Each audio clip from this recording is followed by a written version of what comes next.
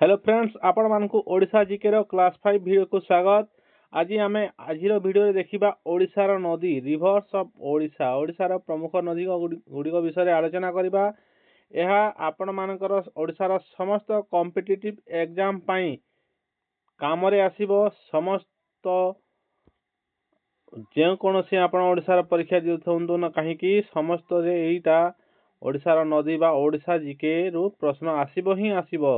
तेणु जो मैंने आम चैनल को सब्सक्राइब करना Odisha exam point YouTube channel को सब्सक्राइब करंतु एवं आपण माने निश्चित भाव नोटिफिकेशन को ऑन करथांतु एमिति शिक्षणीय एवं ओडिशा जीके वीडियो देखिबा पई।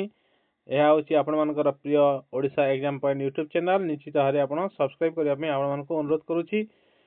आज वीडियो रे एटा आमे कोन देखिबा ना ओडिशार मुख्य नदी गुड़िक। चलंतु देरी न करी आरंभ करिबा आज वीडियो।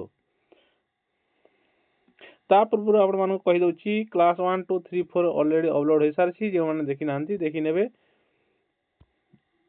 एबे देखुछि आपण मानक देखंतु आमे जो ओडिशार नदी गुडी को कोन कराइछि ना सेमानकर उत्पत्ति स्थल अनुसार चारटी मुख्य भाव रे व्यक्त कराइछि। तारे प्रथम कोन अछि ना अन्य राज्य रो बाहरी ओडिशा दे प्रवाहित होतबा नदी। प्रथम रे कोन अछि ना अन्य राज्य रो बाहरी ओडिशा दे प्रवाहित होतबा नदी। दुई नंबर रे अछि कोन ना ओडिशा रो बाहरी बंगोपसागर रे पडुथिबा नदी। प्रथमटा कोन ओडिशा बाहरु आसीथिबा एवं ओडिशा रे प्रवाहित होतबो। दुई नंबर रे अछि ओडिशा रो बाहरी थिबा एवं बंगोपसागर रे पडुथिबो। तीन नंबर अछि ओडिशा रो बाहरी अन्य राज्य रो नदी सह मिसिथिबा नदी। ओडिशा रो बाहरु थिबो एवं अन्य राज्य रो नदी सह से मिसि जाउथिबो। चार आपण मानक एई भाव रे भाग कराइछि। तीन टी हला सॉरी तीन टी मुख्य भाव रे चार कहैछि। ठीक अछि, ताहले चलंतु आरंभ करिबा। देखंतु प्रथमे देखिबा अन्य राज्य रु बाहरी थिबा एवं ओडिशा देई प्रवाहित होतबा नदी। देखंतु प्रथमे आसीबो महानदी। यह आपण मान समस्त जानिसंती छत्तीसगढ़ रो सिहावा पर्वत रु उत्पत्ति स्थल यार सिहावा पर्वत। छत्तीसगढ़ रो सिहावा पर्वत होची महानदी रो उत्पत्ति स्थल एवं यार शाखा बा उपनदी गुड़िक होती कौन ना तेल नदी, इब नदी, अंग नदी, सालेर नदी, काठगोड़ी, कुशभद्रा नदी। जदि यार गुरुत्वपूर्ण जिनिस जदि देखिबा महानदी रो ताहाले ओडिशार सर्वबृहत नदी होची कौन ना महानदी। ओडिशार सर्वबृहत नदी होची महानदी एवं एही महानदी उपरे आपण मानकर हीराकुद बंध निर्मित होईछि। जहा आपण हीराकुद बंध होची विश्वर सबुठारु दीर्घतम माटी बंध। ओडिशार विश्वर सबुठारु दीर्घतम माटी बंध होची हीराकुद बंध। ए थिला महानदी संपर्क रे। एबे देखिबा ब्राह्मणी नदी। ब्राह्मणी नदी यह केउठारु आसीची ना झारखंड रो छोट नागपुर मालभूमि रु बाहरिछि, जोटा नगड़ी ग्राम पाखरे। शंख एवं दक्षिण कोयल एही नदी द्वारा मिलन फल ब्राह्मणी नदीर सृष्टि होईछि। केउ केउ नदी ना शंख एवं दक्षिण कोयल नदी मिलन फल ब्राह्मणी नदीर ही सृष्टि होईछि एवं एही ब्राह्मणी नदी होची ओडिशार द्वितीय बृहत्तम नदी। जदि प्रथम बृहत्तम नदी जदि देखिबा ओडिशार ताहले आपण मानकर महानदी एवं जदि द्वितीय देखिबा ताहले होची ब्राह्मणी नदी। ओके, एबे देखिबा बैतरणी नदी। बैतरणी नदी देखंतु एहा मध्य केन्दुझर गोनासिका रो बाहरिछि। एहार शाखा नदी सारंदी एवं उपनदी होची माता।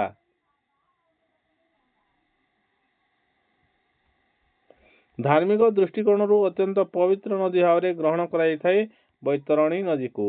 एबे देखिबा सुवर्ण रेखा नदी। सुवर्ण रेखा नदी होची आपण मानकर नगड़ी ग्राम जोटा रांची झारखंड रे रही। सेठारु बाहरिछि सुवर्ण रेखा नदी। यार शाखा नदी बा उपनदी होची कांची, कारकरी, तुलंग। जदि गुरुत्वपूर्ण तथ्य कथा देखिबा ଝାଡ଼ଖଣ୍ଡ, ପଶ୍ଚିମବଙ୍ଗ ଏବଂ ଓଡ଼ିଶା ଦେଇ ବଙ୍ଗୋପସାଗରରେ ପଡ଼ିଛି ଏହି ସୁବର୍ଣ୍ଣରେଖା ନଦୀ।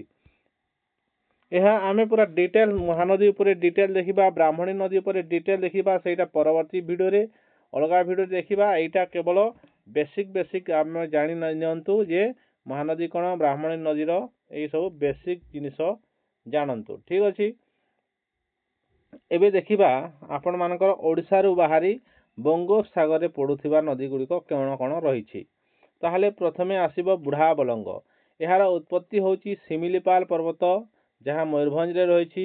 ଏହାର ବିଶେଷତ୍ୱ କ'ଣ ବୁଢ଼ାବଲଙ୍ଗର? ନା ଏହି ନଦୀରେ ଓଡ଼ିଶାର ଦ୍ୱିତୀୟ ଉଚ୍ଚତମ ଜଳପ୍ରପାତ ବରେହି ପାଣି ଅବସ୍ଥିତ। ଏହିଥିରେ କ'ଣ ନା ଓଡ଼ିଶାର ଦ୍ୱିତୀୟ ଉଚ୍ଚତମ ଜଳପ୍ରପାତ ବରେହି ପାଣି ଅବସ୍ଥିତ। ତାହେଲେ ଏଠାରେ ଆପଣମାନଙ୍କ ପ୍ରଶ୍ନ, ଓଡ଼ିଶାର ପ୍ରଥମ ଉଚ୍ଚତମ ଜଳପ୍ରପାତ କ'ଣ? ଆପଣମାନେ କମେଣ୍ଟ ବକ୍ସରେ ଲେଖିବେ। ଠିକ୍ ଅଛି। ଋଷିକୁଲ୍ୟା ବିଷୟରେ ଦେଖିବା। ଋଷିକୁଲ୍ୟାର ଏହା ଆପଣମାନଙ୍କର କ'ଣ, ଋଷିମାଳ ପର୍ବତ, କନ୍ଧମାଳ ଜିଲ୍ଲାର ଋଷିମାଳ ପର୍ବତରୁ ଏଇଟା ଉତ୍ପତ୍ତି ଲାଭ କରିଛି, ତେଣୁ ଏହାର ନାମ ଋଷିକୁଲ୍ୟା ଦିଆଯାଇଛି। ଠିକ୍ ଅଛି। ଏହା ମଧ୍ୟ ଆପଣମାନଙ୍କ ଓଡ଼ିଶାରୁ ବାହାରିଛି।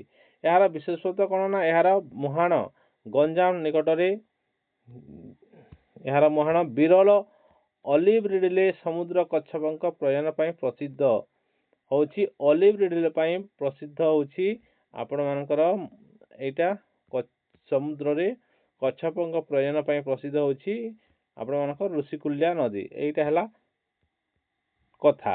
ଏବେ ଯିବା ପରବର୍ତ୍ତୀ ଦେଖିବା କ'ଣ ଅଛି ନା ଓଡ଼ିଶାରୁ ବାହାରି ଅନ୍ୟ ରାଜ୍ୟର ନଦୀ ସହ ମିଶିଥିବା ନଦୀ କ'ଣ କ'ଣ ରହିଛି।